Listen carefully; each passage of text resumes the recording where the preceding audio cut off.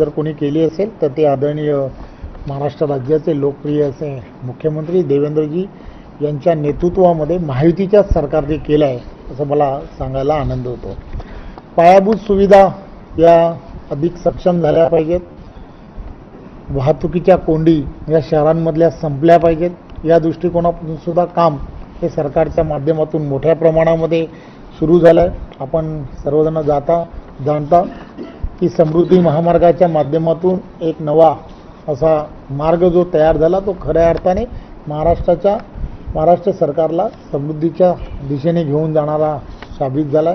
त्यामुळे असे काही मोठे प्रकल्प हे सर्व ठिकाणी सुरू झाले पाहिजेत या दृष्टिकोनापासून म्हणून शक्तीपीठ निर्माणाच्या संदर्भात सुद्धा महाराष्ट्र शासनाने निर्णय घेतला आहे आणि त्या दृष्टिकोनातून सुद्धा लोकांनी नियोजन हे सरकारच्या माध्यमातून होत आहे।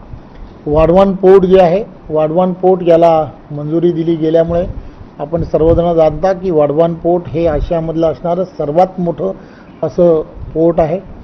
देशाचे पंतप्रधान नरेंद्र मोदीजी यांच्या नेतृत्वामध्ये या पोर्टच्या निर्मितीमध्ये फक्त ते पोर्टच निर्माण होणार नाही तर पालघर जिल्ह्याला एक वेगळ्या पद्धतीने आणि संपूर्ण देशाच्या असणाऱ्या जी आर्थिक जी आपण सुबत्ता ज्याला म्हणतो सुबत्ता आणण्यामध्ये त्याचं सर्वात मोठं योगदान हे यामध्ये होणार आहे।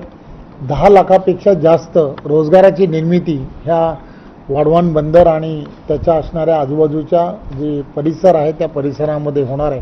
त्यामुळे त्या ठिकाणी एक चांगलं जे एअरपोर्ट व्हावं या दृष्टिकोनातला सुद्धा प्रयत्न हा त्याच भागामध्ये आदरणीय देशाचे पंतप्रधान नरेंद्र मोदीजी आणि देवेंद्रजींच्या नेतृत्वात होणार आहे। त्यामुळे तो संपूर्ण भाग जो आहे जसा आपण म्हणतो की एक वेगळ्या पद्धतीने मुंबईला जोडणारा भाग असल्यामुळे मुंबईला आणि आजूबाजूच्या असणाऱ्या परिसराला एक फार मोठी ताकद येणार आहे। त्याच भागातून कॉरिडॉर्स मोठ्या प्रमाणात जात आहेत, बडोदा हायवे जे आहे ते त्याच भागातून जात आहे। त्यामुळे एक वेगळ्या पद्धतीने तिथली असणारी परिस्थिती जी आहे तिथला असणारा जनजाती समाज जो आहे त्या जनजाती समाजाला एक रोजगाराच्या फार मोठ्या संधी हा त्यामुळे उपलब्ध होणार।